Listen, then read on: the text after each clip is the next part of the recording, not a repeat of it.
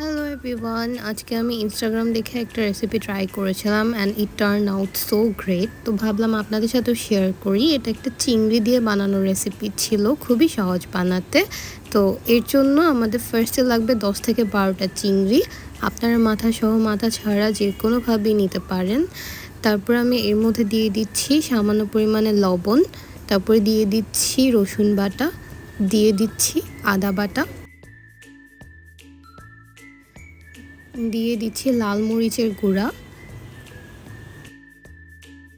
দিয়ে দিচ্ছি গোলমরিচের গুঁড়া, সবশেষে দিয়ে দিচ্ছি একটি ডিমটা ফেটে আমি এর মধ্যে দিয়ে দিচ্ছি। তারপর একটি ফর্কের সাহায্যে আমি এটিকে মিশিয়ে নিচ্ছি। তো এই তো সব কিছু আমার মিশানো শেষ। এবার আমি ময়দা নিয়ে নিচ্ছি। ময়দাতে আমি লবণ দিয়েছি, সেটা ক্যাপচার করতে ভুলে গিয়েছিলাম। সো যাই হোক, আমি এই চিংড়িটাকে ভালোভাবে ময়দার সাথে মিশিয়ে নিচ্ছি। এটার গায়ে ডিম থাকাতে ময়দার সাথে ভালোভাবে মিশিয়ে গিয়েছে। তো আপনারা সবগুলো এভাবে মিশিয়ে নেবেন, কোট করে নেবেন। তারপরে এই তো আমাদের কোটিং ডান। এবার আমরা এটাকে ভাজবো তেলে। তো এই জন্য ফার্স্টে প্যানে আমি তেল নিয়ে নিচ্ছি। তেলটা গরম হয়ে আসলে আমি এর মধ্যে এক এক করে আমাদের যে কোট করে রাখা চিংড়ি সেটা দিয়ে দিব।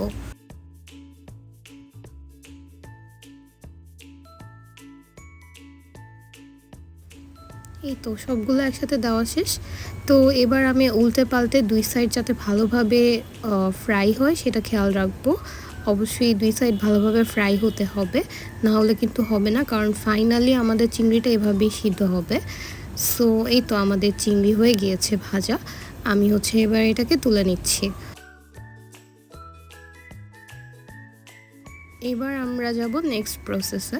তো এর জন্য আমার যে চিংড়ির তেলটাই ছিল ওই তেলটাতেই সামান্য পরিমাণে রেখে আমি বাকিটা ইউজ করছি। এখন আমি এই তেলের মধ্যে দিয়ে দিচ্ছি রসুন, দিয়ে দিচ্ছি পেঁয়াজ এবং কাঁচামরিচ। এবার এগুলোকে অনেক ভালোভাবে ভেজে নেব যতক্ষণ পর্যন্ত না একটু ব্রাউন একটা কালার চলে আসছে।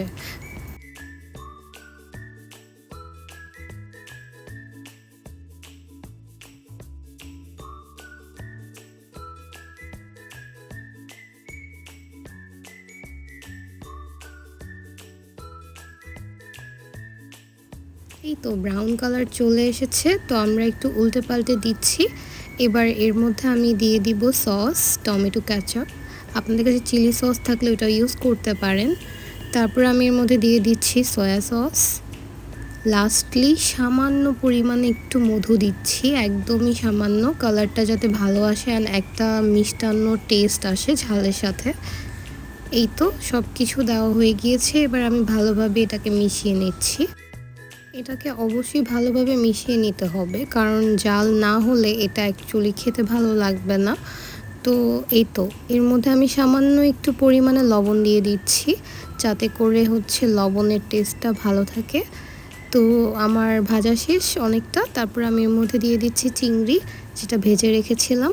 তো এটাকে আমি প্রপারলি একসাথে ভালোভাবে এটাকে মিশিয়ে ভালোভাবে ভেজে নিচ্ছি, সো দ্যাট আমরা যে সয়া সস ইউজ করেছি ওইটা যাতে আমার চিংড়ির মধ্যে মিশে যায় অ্যান্ড ঢোকে। তো ভালোভাবে আপনারা এই পর্যায়ে টাইম নিয়ে এটাকে ভেজে নেবেন। অবশ্যই খেয়াল রাখবেন পুড়ে যাতে না যায়। তো এই তো আমাদের ভাজা অলমোস্ট শেষ, আমাদের রান্নাও শেষ। আমরা এবার এটাকে তুলে রাখতে পারি। সো এই তো কেমন লেগেছে? খুবই সহজ। আই হোপ আপনাদের কাছে লেগেছে রেসিপিটি। আমার কাছে তো খুবই সহজ লেগেছে অ্যান্ড এটা খেতেও খুবই টেস্টি ছিল। সো হোপ করি আপনারা এটা ট্রাই করবেন অ্যান্ড আমার ভিডিওটি ভালো লাগলে অবশ্যই আমার চ্যানেলটি সাবস্ক্রাইব করবেন।